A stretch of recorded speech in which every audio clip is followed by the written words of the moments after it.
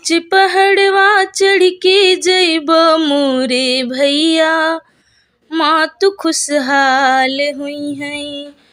जब तू ऊंच पहाड़वा चढ़ के जइब मोरे भैया, माँ तू खुशहाल हुई है। मैया की मांगों में टिकवा सोहे, मैया की मांगों में टिकवा सोहे। जब तू लाल सिंदूरवा लइके जइब मोरे भैया, माँ तू खुशहाल हुई है। जब तू लाल सिंदूरवा लइके जइब मोरे भैया, माँ तू खुशहाल हुई है। जब तू ऊंच पहाड़वा चढ़ के जइब मोरे भैया, माँ तू खुशहाल हुई है। जब तू ऊंच पहाड़वा चढ़ के जइब मोरे भैया, माँ तू खुशहाल हुई है। मैया के गले में हरवा सोहे, मैया के गले में हरवा सोहे। जब तू लाल गजलवा लइके जइब मोरे भैया, माँ तू खुशहाल हुई है। जब तू लाल गजलवा लइके जइब मोरे भैया, माँ तू खुशहाल हुई है। जब तू ऊंच पहाड़वा चढ़ के जइब मोरे भैया, माँ तू खुशहाल हुई है।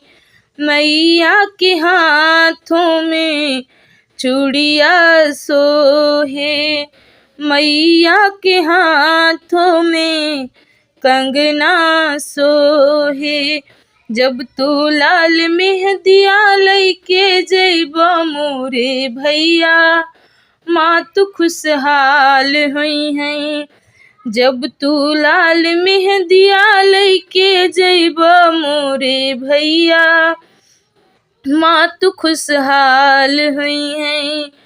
जब तू ऊंच पहाड़वा चढ़ के जइब मोरे भैया, माँ तू खुशहाल हुई है।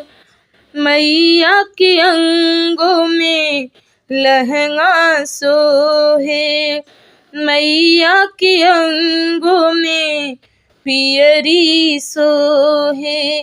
जब तू लाल चुनरिया लइके जइब मोरे भैया, माँ तू खुशहाल हुई है।